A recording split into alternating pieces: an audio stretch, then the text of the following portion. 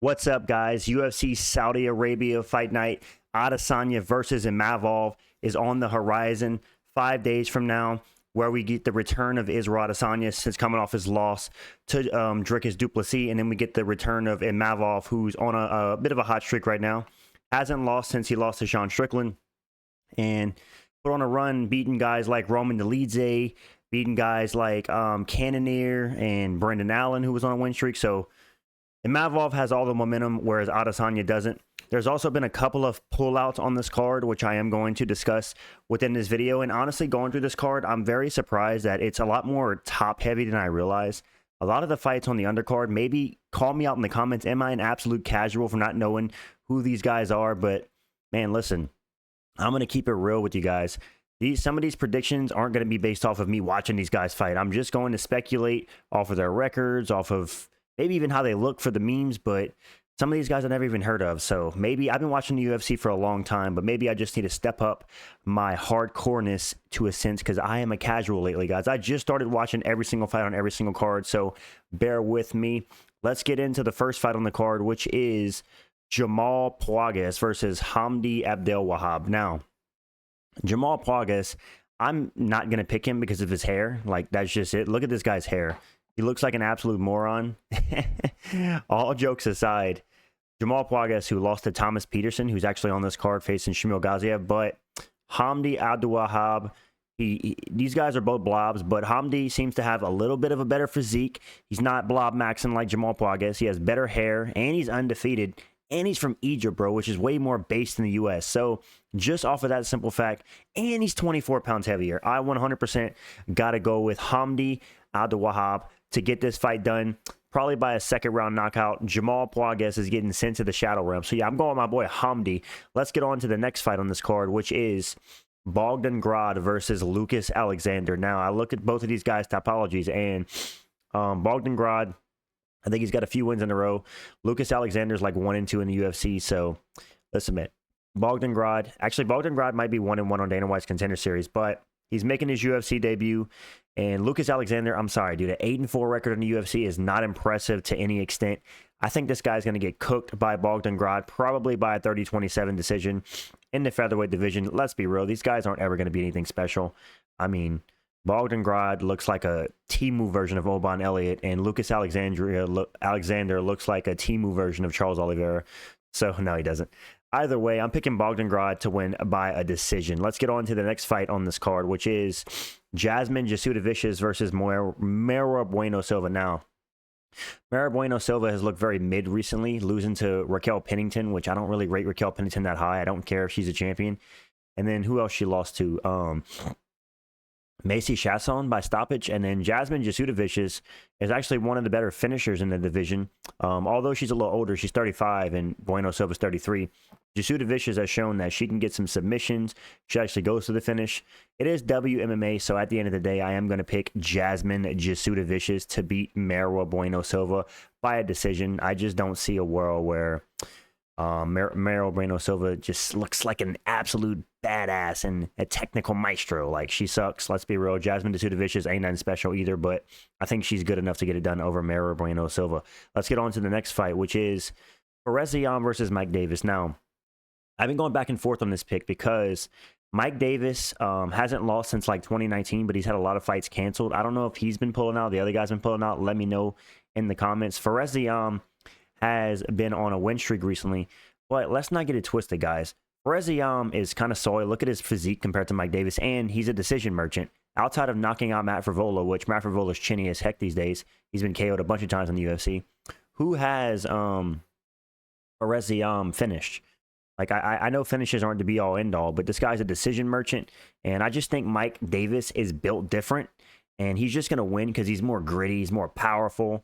I think he's a better finisher, so Mike Davis looking to come back with a vengeance. Dude's absolutely shredded, whereas Perezian got that Nate Diaz build, looking like a soy boy. So, yeah, 100% I'm going to go with Mike Davis to get the win over Perezian, ending Perezian's win streak. But listen, man, if Perezian is to get this fight done, I would not mind him getting a shot at the rankings. He would be like on like a 5 or 6 fight win streak. So, yeah, I'm excited for this fight. A banger on the prelims. I am going to go with Mike Davis we'll go with Mike Davis to win by decision, 29-28. For Esiyama win one round, but Mike Davis will win the other two. That's my prediction.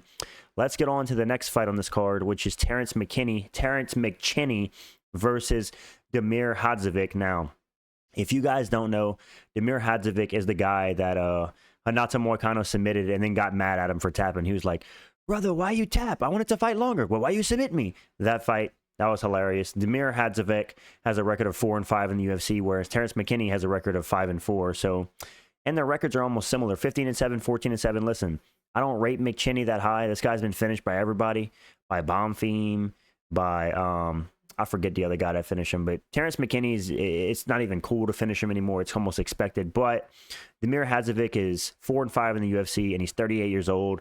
I very riskily am going to pick Terrence McKinney. Would I be surprised if Terrence McKinney's chin somehow got faded into the shadow realm again? No, but if Terrence McKinney can't win this fight, this dude needs to go back to fighting on the regionals because this is embarrassing. I mean, Terrence McKinney, please win this fight, dude. I am going to pick you against Damir Hadzovic, who just isn't all that impressive. He's old. He has a lot of losses. So, like I said, if Terrence McKinney can't win this fight, he needs to be cut from the UFC. Terrence McKinney, we'll go by a second-round finish by knockout. Let's get on to the next fight on this card, which is AbdulKarim Al-Sawadi versus Blachowicz. Now, guys, it actually just came out that this fight got canceled because I think Blachowicz pulled out with injury. So this fight will no longer be taking place on the card. I was going to pick Blachowicz, guy out of Belgium, which you don't really see too many fighters out of Belgium. Pretty cool. But yeah, this fight's off, so no prediction for this fight as it is no longer happening. Let's get on to the next one. Shamil, the Mill Deal Beef Chief Gaziev versus Thomas Peterson. Now, Thomas Peterson's built like a bag of milk.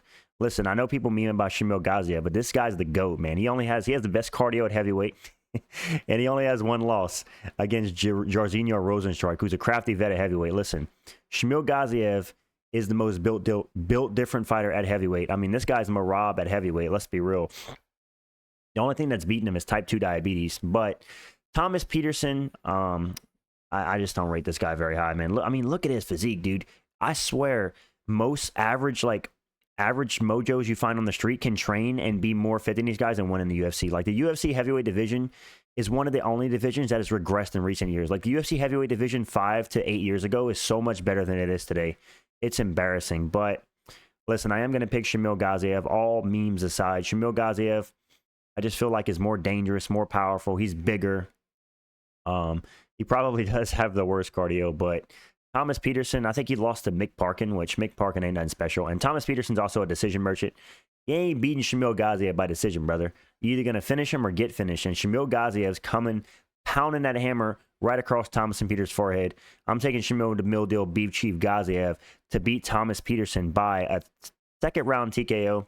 Maybe a first round, because Shamil Gaziev's probably going to blow his wad in like the first 30 seconds of this fight. So yeah, we'll go Shamil Gaziev by first round KO over Thomas Peterson, who's literally built like a bag of milk. Where are these heavyweights training? Like, are these guys on the Tai Tui Vasa diet? Are these guys training at Planet Fitness? Because I just don't understand, man. Like, Tom Aspinall has a great physique. Jelton Almeida, great physique. John Jones, great physique. Even Cyril Gahn. Even Sergey Spivak, who's a pre-blob, is now going to the other side of heavyweight, which has a good physique. What is up with these guys' physiques, man? Do they just not train? Like, I just don't get it. Like, listen, I know I'm talking smack about, like, professional fighters, and obviously I'm a soy boy myself, but it's like, dude, you're in the highest stage of stages in terms of MMA, and you look like a bag of milk. Like, what are we doing? Let's get some more training in. These guys probably realistically are middleweights. Shamil Gaziev should be fighting at middleweight, dude. Either way, Shamil Gaziev by a second round KO. Let's get on to the next fight on the card, which is going to be Muhammad Naimov versus Kine Offaly. Now, I haven't really watched either of these guys, but Muhammad Naimov, I think he's 3-1 his last 4, and Kine Offaly is like 1-2 in his last 3. So just off of that, I am going to pick Muhammad Naimov. He is coming off, they're both coming off losses, but I think Muhammad Naimov is the more dangerous fighter. He's more built different. Kine Offaly, you know, he's a jacked guy. He has a great physique, but the eye test ain't everything. And I think Muhammad Naimov is going to send this guy to the shadow realm. Getting a TKO at the beginning of the second round, I'd say, to beat Kine Offaly. I don't really care much about this fight. I'm a casual, guys. Let's be honest. Let's get on to the next fight on the card, which is Ikram Aliskerov versus Andre Muniz. Now, very disappointing that this fight has been called off. I think Muniz couldn't make it into what's it called? He couldn't make it into Saudi due to like visa issues, but this was actually really good matchmaking. Ikram Aliskerov, who's like a Dagestani fighter who's coming off that KO to Robert Whittaker, could he bounce back, versus Andre Muniz, who has looked pretty underwhelming overall in his UFC career, getting out grappled and even submitted by guys who aren't considered on his level in terms of jiu-jitsu. But I was going to pick Ikram Aliskerov to get back on the win column and probably get a KO or a TKO over Andre Muniz, just tiring him out. Andre Muniz doesn't have the best gas tank, but unfortunately, guys, this fight is no longer going on, and I'm very disappointed because I wanted to see Ikram compete. I wanted to see him get that vengeance back in Saudi. He last lost in Saudi. Bro said, I'm coming back to Saudi to take Andre Muniz's lunch money and stuff him in a locker, but it's not going to happen. It is what it is. The name of the game, either injuries or visa issues, most times are why guys pull out. So, yeah, let's move on to the next fight on the main card, which is Said Nurmagomedov versus Vinicius Olivera. Now, no, Said Nurmagomedov does not train with the Khabib camp, and I don't even think he's related to Khabib. He's more of a striker as far as I know. And Vinicius Olivera is obviously coming off that brutal KO over Bernardo Sopai, but people like to drag the narrative that he was kind of getting tossed around and dominated by Sopai and held down, which is kind of true. But he found the flying knee. He's a dangerous guy. 21-3 is an insane record. I don't think we've seen Said Nurmagomedov in a while, but Said is typically a good striker. He has like sneaky submissions, but he's not like a wrestling heavy guy like most of the guys out of Dagestan. Even though the Dagestan guys do seem to be coming to their own in the striking and becoming more well-rounded and not just focusing so much on the wrestling as like a Khabib did, like Islam and Umar and Usman, and all these guys seem to be focused on getting more well-rounded. But at the end of the day, I am going to pick Vinicius Olivera. I think he's more dangerous. And if you've watched Said Nurmagomedov's fights, you know this guy has a questionable gas tank. So I could 100% see a fight where maybe Said's winning the exchanges, but he gasses out, and Vinicius Olivera comes back to get like a knockdown or a brutal finish. So maybe this fight goes to finish. I don't think so, actually. So I am going to pick Vinicius Olivera to beat Said Nurmagomedov by a 29-28. Maybe Said Nurmagomedov will win the first round, slow down in the second round, lose it, and then get dominated in the third round for a 29-28 to my boy Vinicius, the next Charles Oliveira. It's literally Charles Oliveira's cousin, bro. You even got the same shorts on. Look at him. But yeah, it's going to be a good fight. I'm excited for this fight. Let's get on to the next one on the main card, which is Sergey Pavlovich versus Jairzinho Rozenstruik. Now, this is an interesting fight. Jairzinho Rozenstruik's coming off that win versus Tai Tuivasa, where not a good look. I'll be honest, man. You need to get Tai Tuivasa out of there. Beating Tai Tuivasa by decision in modern day MMA is kind of embarrassing for Rozenstruik, and you got a guy in Sergey Pavlovich who's looking to come back with a vengeance. I mean, he's taken 2 losses back-to-back. He turned into salty man Joe Pyfer after his loss to Volkov, and he got KO'd by Tom Aspinall. But people forget, man, Sergey Pavlovich, before losing to Tom Aspinall, was on a 6-fight win streak, all first-round finishes, which that is unheard of in the UFC. All first round and on a 6-fight win streak. So I think this is the fight where Sergey Pavlovich will get back on track. Listen, Jairzinho Rozenstruik, if there ever was a crafty vet in the heavyweight division, it's him. This guy always finds a way to get it done. Like against Alistair Overeem, he was getting pretty much beat up the whole fight. And with 4 seconds left, he split Alistair Overeem's lip and the fight was stopped. But I think Sergey Pavlovich is going to have another like Derek Lewis-esque performance, or like who else did he finish? He finished a bunch of guys coming up. I almost forget the amount of guys he finished, but he's going to have like a Derek Lewis-esque finish where like he just like starts like catching Rozenstruik at the end of his punches. Rozenstruik kind of folds, puts his hands on his head, shells up. Sergey Pavlovich jumps on top of him, finishes the fight. Yeah, man, I think Sergey Pavlovich is going to have a chip on his shoulder. This guy went from 6-0 all first round finishes to 0-2, getting finished by Tom Aspinall, getting dominated by Alexander Volkov. So I will say Sergey Pavlovich's power is probably a little overrated. I mean, people were talking about this guy like he was the next Ngannou. And he has very powerful punches, but he's not like a one-shot knockout artist by any means. He kind of breaks you down, catches you on the end of his punches, which can be very powerful. Then you fall down, and then he kind of jumps on top of you and finishes you. But, yeah, man, I think Sergey Pavlovich is young. Still, he's like 32. He's hungry because he has coming off those 2 losses. Jairzinho Rozenstruik is kind of like a journeyman. Like, he's been finished a few times in the UFC. He's had some ups and downs in his career. But overall, Sergey Pavlovich is going to be bigger. He's going to be hungrier. I think he's going to be more technical, and he's going to brawl box his way to a first-round finish against Rosenstruik. I think this fight's going to be over in like a minute and a half, and Jairzinho Rosenstruik is going to be face down on the canvas. Sergey, the Russian Bombs Pavlovich, is coming for his title as the best heavyweight in the world. He's coming back to knock out Tom Aspinall and smoke everybody. No, I'm joking, but I do think Sergey Pavlovich is going to win this fight against Jairzinho Rosenstruik in the first round. It's going to be a really quick fight. Both of these guys have dynamite in their hands, but yeah, Pavlovich gets back on track, in my opinion.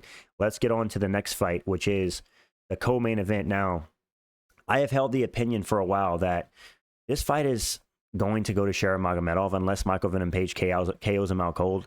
And the reason I believe that is because, listen, the judges in the Middle East, whether it be Saudi or Abu Dhabi, are extremely biased towards the Russian Muslim fighters. I know people are not going to like hearing that, but if you don't believe me, go back and watch the Carlos Leal versus Renat Fakhretdinov fight. That fight was on UFC 308, I believe, the Topuria Max Holloway card. And that was a clear 30-27 win for Carlos Leal. And they gave it 30-27 to unanimous decision to Renat Fakhretdinov, who clearly lost every round. And it's like, it was absolutely embarrassing. And I don't want to be that guy to say that the judges are biased, but I just see it, man. Anytime you're in that region of the world, the Middle East, and the Muslim Russians are fighting, they tend to get the judges nod more often than not. But looking at the matchup itself, Nurmagomedov, yes, he's 15-0. Yes, he's got momentum. I just think he's kind of been unimpressive. And what do I say by that? What do I mean by that? Like, don't look at the double spinning back fist knockout of Orman Petrosian. How did he look before that? Look at the fight with Antron Tricoli, who he took to the third round to finish. It's like Nurmagomedov has really... Yes, he has an amazing, one of the best finishes of 2024 over Orman Petrosian, a double spinning back fist, which is extremely impressive. But in the moments where he's not finishing guys, he's looked very underwhelming, and I don't think he's that much of a power puncher. Like, he has some pop, but it's not like overwhelming to where Michael Venom Page is going to have to worry about getting one punch KO'd. I think technically speaking, Michael Venom Page is faster. He's faster. He's better at distance management, and he's the way more technical striker. Bullet is great. He has good kicks, but he doesn't really have power in his hands. But with all that nonsense being said, I 100% am going to have to go with Bullet. Like I said, man, if this fight goes to decision, which I think it will, I don't see either of these guys getting a finish. Because Michael Venom Page is, yeah, he finished a lot of guys, but that was in Bellator. He's up in the big leagues. He's 37 years old. Bullet's 30 in his prime. But yeah, man, I think that judge's bias is going to matter. And even if Michael Venom Page is going to have to brutalize Bullet to get a decision win, and I don't think he knocks out Bullet, so I'm going to pick Nurmagomedov by probably a 30-27 decision, to be honest, just because the judges are going to favor him to win, and yeah, they're going to have those pre-written scorecards ready. So yeah, give me Bullet Magomedov to improve to 5-0 in the UFC, 6-0, getting a win over another big name, and he's already ranked at middleweight. But if Michael Venom Page can pull off the upset and KO Bullet, he's going to be ranked in two divisions. Will he? Nah, he wouldn't be ranked at welterweight. He would be ranked at middleweight maybe, because Bullet is number 14. Michael Venom Page has going on to say that this is one, he's only doing one fight at middleweight. This is a one-off. He's going back to welterweight, so they must have paid him good for this fight. Either way, do you guys remember whenever Mike Perry said that Michael Venom Page has a ball sack head? That's actually hilarious because he does. But let's get on to the main event, the fight everyone's been waiting for. Israel Adesanya versus Nassourdine Imavov. Now, this fight is an interesting one. Nassourdine Imavov is kind of on a win streak right now. He's beaten guys like Roman Dolidze, like a Jared Cannonier, like a Brendan Allen. And Brendan Allen was on like an 8-fight win streak whenever he beat him. So that's actually a really good win, despite them both looking extremely mid in that fight. Izzy is 1-3 in his last 4. Israel Adesanya is coming off a loss to DDP, lost to Sean Strickland, a loss to Alex Pereira back in the day, a loss to Jan Blachowicz. Like, he's lost a bunch recently. And we got to wonder, where's Adesanya's confidence? Are we looking at the Izzy that was got the challenger Izzy, you know? Coming up, Izzy was a much more dangerous fighter. He was always trying to finish guys. Look at the finish Rob Wilkinson, finish Derek Brunson, finish Robert Whitaker. Like, he had a lot of finishes Paulo Costa win his championship reign. But it's like recently, people are drawing the narrative that Izzy looked extremely impressive against Dricus du Plessis despite losing. And I agree, that was one of the best versions. But how motivated is Izzy? You know, he's already been there, done that. He's already tried to challenge for a second belt and failed. He's been the champion with 5 title defenses. lost, and came back and won his belt again. So how motivated is Israel Adesanya to become a 3-time middleweight champion, which is an extremely overrated accolade, by the way, because that just means you're good at losing and getting your belt back. But how hungry is Izzy to come back and win over Imavov? I think skills-wise, I would favor Israel Adesanya in this fight. I think he's the more technical striker, and I think the biggest difference maker in this matchup for me personally is just the simple fact that Nassourdine Imavov has a questionable gas tank. People don't talk about that Brendan Allen fight because Brendan Allen faded, but dude, Nassourdine was looking embarrassing in those later rounds too. He didn't exactly look like Merab Dvalishvili in there, you know? His cardio was extreme. He was fading as well, even in the Jared Cannonier fight. I know he got the finish, but he didn't look the greatest in the later rounds. I don't know. Nassourdine Imavov is one of those guys to me that just never like overly impresses. Like he's good, but he's not like incredible, you know? He never does anything where I'm like, wow, dude, this guy's incredible. He's way better than the other people. I mean, he did have a pretty good fight with Sean Strickland where he took some rounds off of Sean Strickland but lost. But at the end of the day, I think skill for skill, Israel Adesanya is the better striker. He has the better cardio. And even Izzy, who maybe isn't the most motivated and isn't challenger mentality, championship getting back belt, Izzy, still beats Nassourdine Imavov. So I am going to pick Israel Adesanya by a 49-46 decision. I think Imavov will win one round and Izzy will win the other 4. It'll be a pretty clear-cut fight. Either way, I'm excited to see it. If Nassourdine Imavov gets past Izzy, man, he's building quite the resume up for himself, and he could be looking for a title eliminator bout after that. But I don't see that happening. Give me Israel Adesanya by a decision, 49-46, maybe 48-47, who knows. But I think the difference maker in this fight will be Israel Adesanya's cardio. I just think that if you watch Nassourdine Imavov and has seen him in a lot of his fights, he does tend to gas, and Israel Adesanya has shown to have a really good gas tank across his UFC career. Yeah, this fight is this fight card is very top heavy, which is surprising because whenever people talking about this card, even myself, I was like, man, that Saudi card is stacked, and it has some great fights on the top, but it's like the bottom half of this card is kind of mid, filled with a bunch of Joe blows. But it is a great card. The last like 5 or 6 fights are bangers, so I am looking forward to it. It is unfortunate that we lost Ikram versus Andre Muniz, and then we just lost another fight today. So the fights on this card are flying left and right out the window. But nonetheless, it's still on paper like a 7.5, 8 out of 10 of a card. This card makes UFC 312 look like an abomination because UFC 312 is one of the worst cards in UFC history. And I cannot believe the UFC are dogging the Australian fans like that. They deserve way better. But what do you guys think of the picks that I gave in this fight, in these matchups?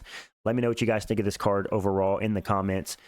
Yeah, these are my predictions for UFC Fight Night Imavov versus Adesanya. Does Imavov beat the Adesanya who's 1-3 in his last 4 and continue his win streak? Or does Adesanya have a y'all must have forgot type of performance? We're going to find out on Saturday. I am picking Adesanya.